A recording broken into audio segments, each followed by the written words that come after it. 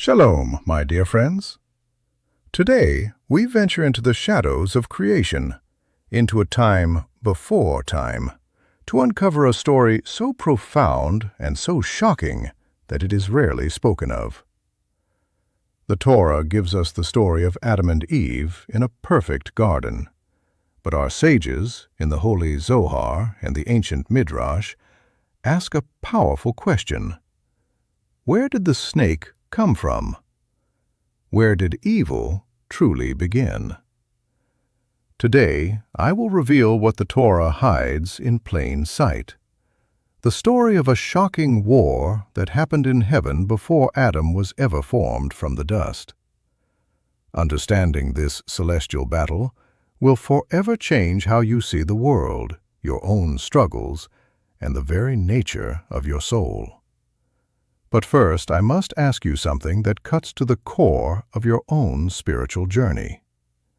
Have you ever felt that your inner battle, your struggle with the Yetzer Hara, the evil inclination, is too powerful to have simply begun with a piece of fruit? Have you ever felt you were born into a conflict that is older and vaster than your own life? If you have ever sensed this deeper, hidden struggle, go to the comments right now and declare, "Reveal the secret." Our mission here is a holy one. We are building a community, an army of 10,000 souls dedicated to uncovering the deepest truths of our tradition and using them to transform our lives. If you are ready to move beyond the surface-level stories and embrace the profound, life-altering wisdom of the Torah, then subscribe to this channel now. It is a declaration that you are no longer satisfied with easy answers. And if you are serious about transforming not just your spiritual understanding, but your financial reality, I have something special for you. For a limited time, the doors to the Torah Millionaire Business School are open for just $299. This opportunity is closing soon. In this school, I reveal the complete Torah wealth system, the 3,000-year-old Jewish laws of money that have built dynasties and created unstoppable prosperity. This is about aligning your life with the divine flow of abundance, a flow that is intrinsically connected to the cosmic order we will discuss today. The link is in the comments. Do not let this moment pass. I remember a time in my own life, as a young student, when I was deeply troubled. I would read the pristine story of creation in Genesis, of a perfect world made by a perfect God. And then I would look at the world around me. I saw senseless hatred, jealousy, and a darkness in the human heart that seemed too profound to be explained by a single act of disobedience. I wrestled with my own Yetzer Hara, a force that felt ancient, intelligent, and relentless. The story of the snake in the garden felt incomplete. It felt like I had walked into the middle of a play. The villain was already on stage, fully formed, whispering his poison. But where did he come from? This question became a crisis of faith for me. I couldn't reconcile the perfect Creator with the pre-existing evil that seemed to permeate his creation. It was a spiritual paradox that kept me up at night, a void in my understanding that left me feeling vulnerable and confused. The common enemy we are all fighting, my friends, is the illusion of a simple beginning. It is the belief that the story of evil starts with Adam and Eve. This surface-level understanding, while true, is not the whole truth. It is like describing a great war by only talking about the final battle. This limited perspective makes us spiritually vulnerable. It makes evil seem like an external invader that appeared out of nowhere, a random bug in the system. It leads us to believe that if we just try hard enough, we can avoid the snake. But this is a dangerous misunderstanding. The cost of this limited view is a lifetime of spiritual frustration. We blame ourselves entirely for our struggles, wondering why we are so weak. We feel powerless against the Yetzer Hara, seeing it as an unbeatable foe that lives inside us without explanation. We are fighting a war without knowing its origin, its stakes, or the true nature of our enemy. We are fighting blind. But our sages, in their infinite wisdom, provide the missing chapter. The Zohar, the foundational text of Kabbalah, and the ancient collections of Midrash pull back the veil. They teach that before God said, "Let there be light," there was a cataclysmic event in the spiritual realms. God, in His infinite wisdom, created worlds before our own. The Midrash Rabbah teaches, God created worlds and destroyed them, created worlds and destroyed them, until He created this world and said, "This one pleases me." Why? What was wrong with those previous worlds? They were worlds of pure deen, pure, unadulterated judgment. They were inhabited by powerful spiritual beings, angels of immense light, but they lacked the balancing force of hesed, of loving kindness. One of the greatest of these beings, known in our tradition as Samael, or Lucifer in other texts, was an angel of unimaginable brilliance.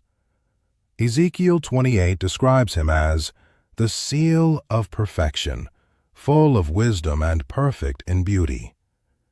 He was a guardian, a cherub, who walked in the fiery stones of the heavenly court.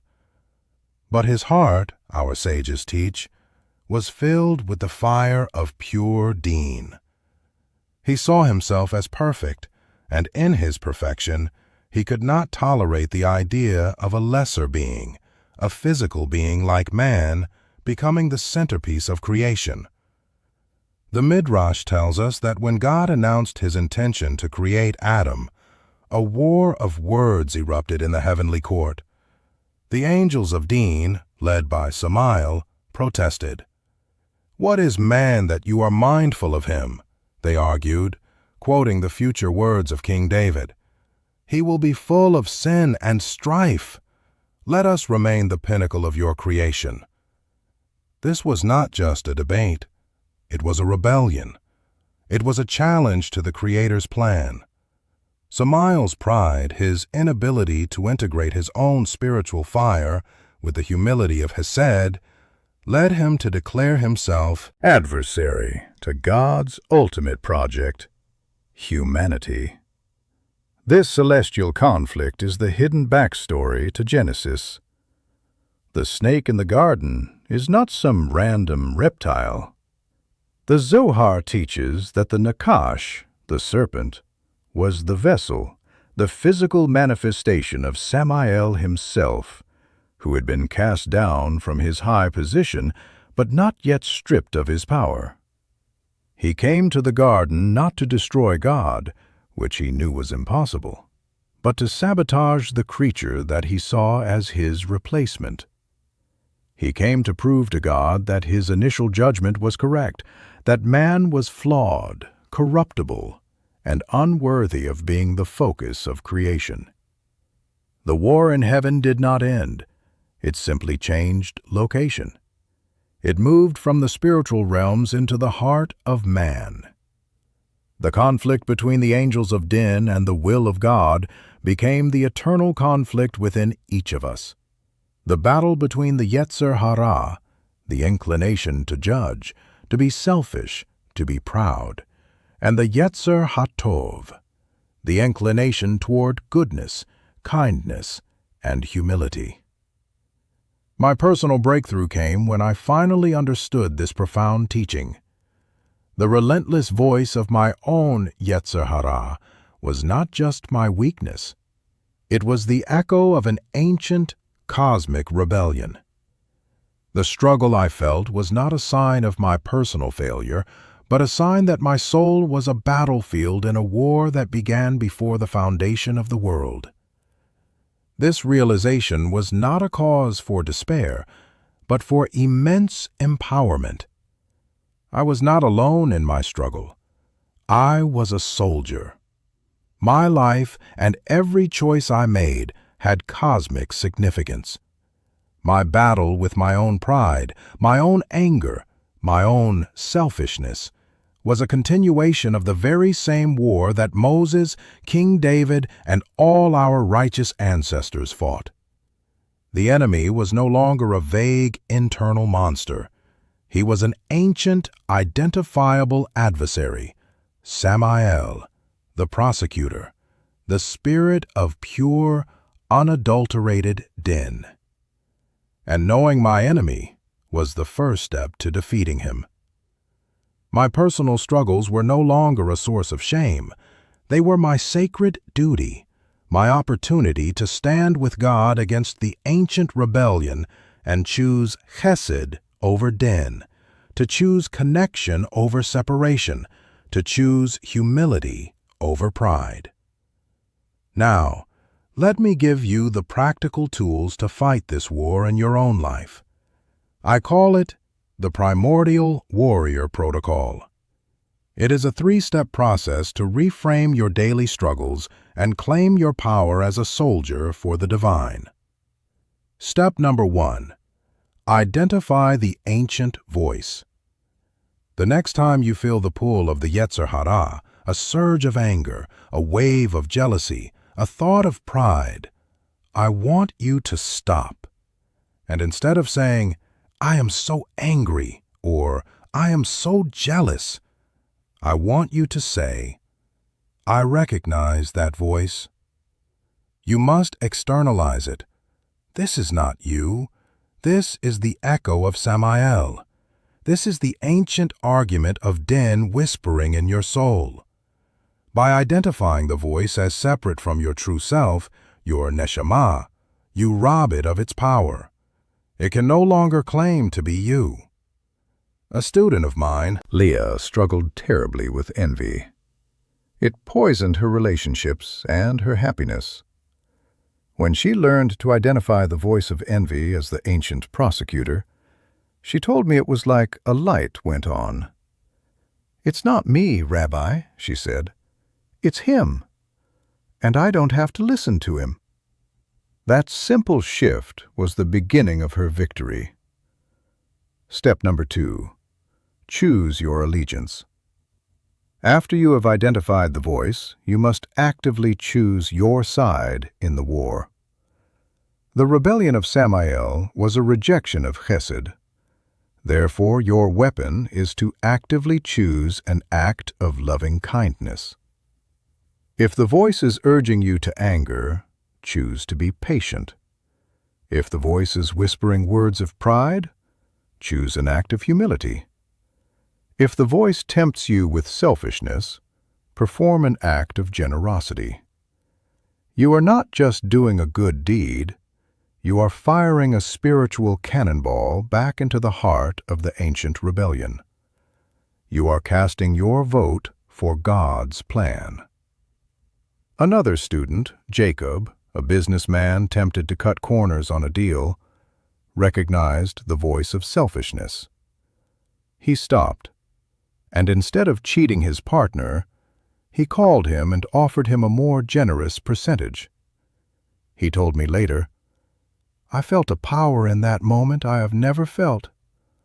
I wasn't just closing a deal, I was winning a war." Step number 3. Dedicate the battle. At the end of each day, take a moment to reflect on the battles you fought, the temptation you resisted, the kind word you spoke when you wanted to be harsh, the moment of humility you chose over pride. And I want you to say these words: Ribono shel olam, Master of the universe. Today I fought in your army. I dedicate this small victory to the honor of your name and to the completion of your plan for creation. By doing this, you are reframing your entire life. Your daily struggles are no longer a burden. They are your holy service. You are not just getting through the day. You are fighting the great cosmic war and bringing the world one step closer to its ultimate redemption. Let me tell you a third story, the story of Daniel. Daniel was a good man, a pillar of his community, generous and kind. But he had a secret, a deep-seated anger that would erupt at the smallest provocation. It was a rage that was completely out of proportion to the situation, and it was destroying his relationship with his wife and children. He would scream, throw things, and say words that would leave deep scars. Afterward, he would be consumed by guilt and shame. He came to me, broken. "Rabbi," he wept, "I love my family more than life itself. But there is a monster inside me. I don't know where it comes from, but it takes over, and I can't control it." I taught him the primordial warrior protocol. I explained that this rage was not him. It was the ancient voice of pure, destructive din, the same force that protested the creation of man. It was the echo of Samael's rage at God's plan. For Daniel, this was a revelation. He had always thought of his anger as a character flaw, a personal failing. Now he saw it as an external spiritual force he was allowing to use him as a vessel. He began the protocol. The next time his son spilled juice on the new carpet, he felt the familiar surge of white-hot rage.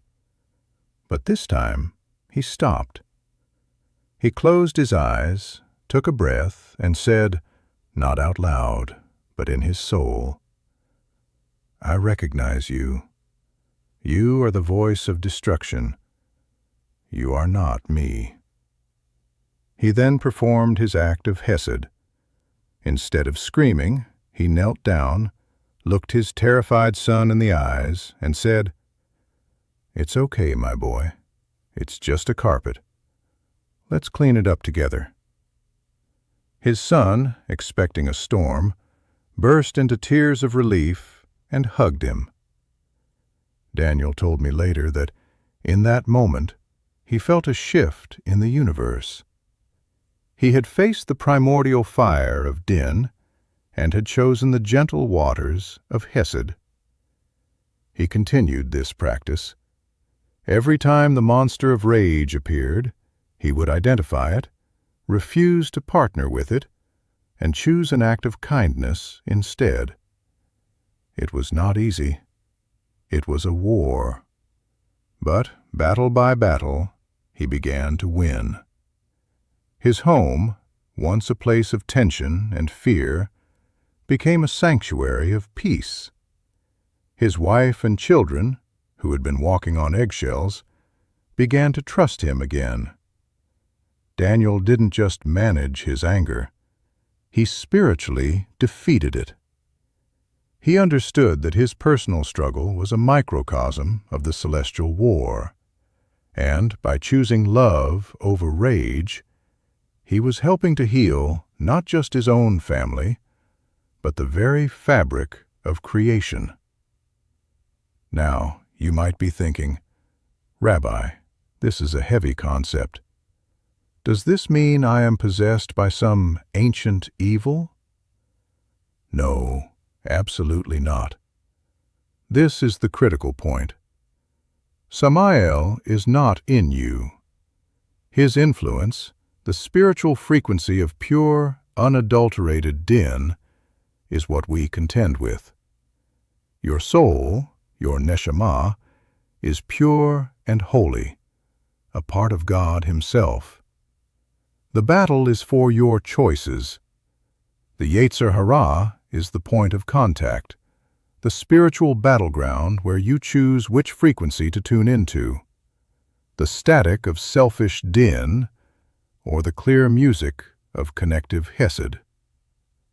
Another objection might be, this sounds like an excuse. Now I can just blame my bad behavior on some fallen angel. On the contrary, this is the ultimate responsibility. It means your choices have stakes you never imagined. You are not just deciding whether to be patient with your spouse. You are deciding whether to side with the creator of the universe or with his ancient adversary. It raises the stakes of every moral choice from a personal failing to a cosmic event. It gives you more responsibility, not less. Finally, some may feel, this is terrifying. I am fighting a war against a super-powerful celestial being? Remember, Samael and his hosts were defeated in the heavenly battle. They were cast down. Their ultimate defeat is guaranteed. Our struggle is on the already won battlefield. Our job is to enforce the victory in our own lives, to reclaim the territory of our own souls for the King who is already conquered. You are not fighting for victory. You are fighting from victory. This teaching, my friends, is the ultimate reframe. It transforms your struggles from a source of shame into a source of sacred purpose. Your weaknesses are not your identity. They are your assigned post on the battlefield. Your envy, your anger, your pride, your fear. These are the specific enemy battalions you were uniquely created to engage and defeat. Do you struggle with jealousy? It is because your soul was chosen to be a warrior for the holy attribute of Ayin Tova, of seeing the good in others. Do you struggle with laziness? It is because your soul was chosen to champion the cause of Zerizut, of holy alacrity and enthusiasm in serving the Creator. Do not despise your struggles. They are your spiritual curriculum, your divine assignment. They are the very reason you were sent to this world. And this brings us to the deepest, most hidden layer of this cosmic secret. Why did God allow this war? Why did He allow a third of the angels to fall? Why did He allow the serpent into the garden? The Kabbalists teach something that will shake your understanding of reality to its core. God allowed the rebellion because the ultimate purpose of creation was not to have a world of perfect, robotic angels who had no choice but to serve. The ultimate desire of the Creator was to have children, partners who, despite being pulled by an immense force of darkness and selfishness, would choose Him. The victory of a soldier who fights and wins a terrible war is infinitely more glorious than the loyalty of a servant who has never known conflict. The light that comes from transforming darkness is infinitely brighter than the light that has never known a shadow. Samael and his rebellion were not a mistake in the plan. They were a necessary part of the plan. The Yetzer Hara is not a bug in your system. It is a feature. It is the cosmic resistance that makes your spiritual growth possible. It is the weight that allows your spiritual muscles to develop. Without the adversary, there could be no true free will. Without the struggle, there could be no true victory. Without the war, there could be no true warriors. When you understand this, your entire relationship with your own darkness changes. It is no longer your enemy to be hated, but your sparring partner to be overcome. It is the whetstone upon which your soul is sharpened. Every time you choose good over evil, you are not just making a good choice, you are justifying God's entire plan of creation. You are proving Samael wrong.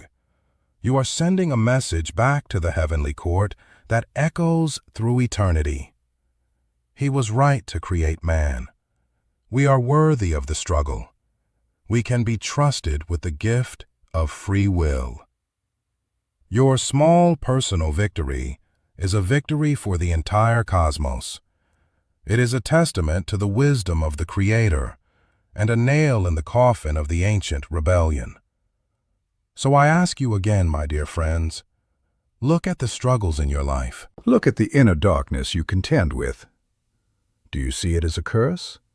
Or do you see it as your holy assignment?